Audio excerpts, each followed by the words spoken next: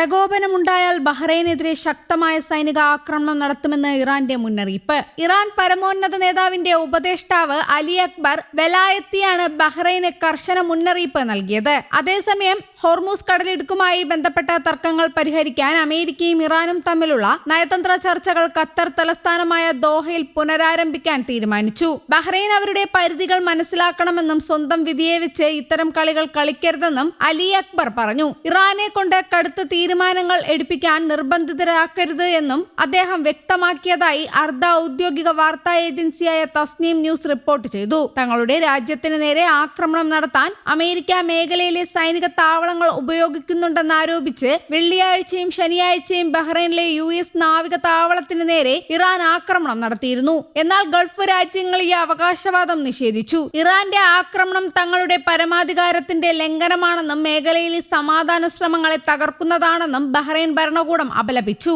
തുടർച്ചയായ സൈനിക ആക്രമണങ്ങൾക്കൊടുവിൽ അമേരിക്കയും ഇറാനും തമ്മിൽ വെടിനിർത്തലിന് ധാരണയായിട്ടുണ്ട്. പരസ്പരമുള്ള സൈനിക ആക്രമണങ്ങൾ അവസാനിപ്പിക്കാനും ചൊവ്വാഴ്ച ദോഹയിൽ നയതന്ത്ര ചർച്ചകൾ പുനരാരംഭിക്കാനുമാണ് തീരുമാനം. ഹോർമൂസ് കടലിടുക്കിലെ തർക്കങ്ങൾ പരിഹരിക്കുകയാണ് പ്രധാന ലക്ഷ്യം.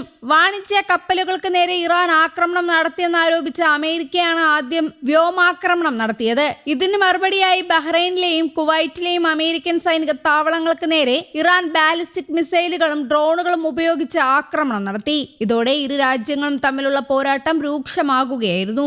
നിലവിൽ ഇരു രാജ്യങ്ങളും ആക്രമണങ്ങൾ അവസാനിപ്പിക്കാനും ദോഹയിൽ സാങ്കേതിക ചർച്ചകൾ തുടരാനും തീരുമാനിച്ചതായി ആക്സിയോസ് റിപ്പോർട്ട് ചെയ്തു. സജീവമായ സൈനിക നീക്കങ്ങൾ നിർത്തിവെക്കാൻ തീരുമാനിച്ചതായി ഒരു മുതിർന്ന US ഉദ്യോഗസ്ഥൻ വ്യക്തമാക്കി. ചൊവ്വാഴ്ച സാങ്കേതിക ചർച്ചകൾ തുടരുന്നതിനാൽ തൽക്കാലം പിന്മാറുകയാണെന്നും കപ്പലുകൾക്ക് സ്വതന്ത്രമായി സഞ്ചരിക്കാമെന്നും മറ്റൊരു അമേരിക്കൻ ഉദ്യോഗസ്ഥനും അറിയിച്ചു. ഈ മാസം ആദ്യം ഒപ്പുവെച്ച ധാരണാപത്രത്തിലെ വ്യവസ്ഥകളെ ചൊല്ലിയുള്ള തർക്കമാണ് വീണ്ടും സംഘർഷത്തിന് കാരണമായത്. ഹോർമൂസ് കടലിടുക്കിലൂടെയുള്ള ഗതാഗതം നിയന്ത്രിക്കുന്ന 5ാം അനുച്ഛേദവുമായി ബന്ധപ്പെട്ടാണ് പ്രധാന തർക്കം. വാണിജ്യ കപ്പലുകൾക്ക് സുരക്ഷിതമായ യാത്ര ഉറപ്പാക്കാൻ ഇറാൻ ശ്രമിക്കുമെന്നും ഇറാന്റെ തുറമുഖങ്ങൾക്കെതിരെയുള്ള ഉപരോധം അമേരിക്ക പിൻവലിക്കുമെന്നായിരുന്നു ധാരണ.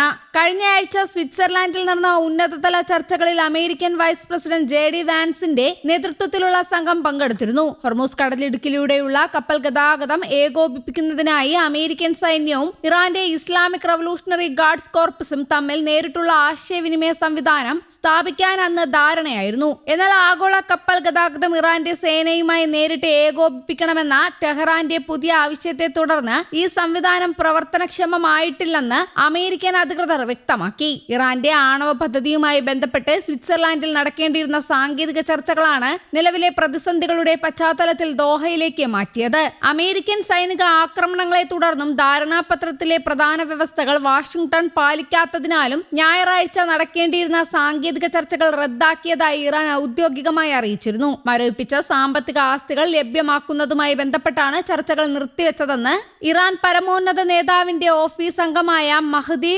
ഫസായിലി ഇറാന്റെ ഔദ്യോഗിക ടെലിവിഷനോട് പറഞ്ഞു. തടഞ്ഞുവെച്ച ഫണ്ടുകൾ ലഭ്യമാണോ എന്ന് പരിശോധിക്കേണ്ടതുണ്ടെന്നും അതില്ലെങ്കിൽ വ്യവസ്ഥകൾ പാലിക്കപ്പെട്ടില്ലെന്നാണ് അർത്ഥമെന്നും അദ്ദേഹം വ്യക്തമാക്കി. News desk Kerala Kaumudi.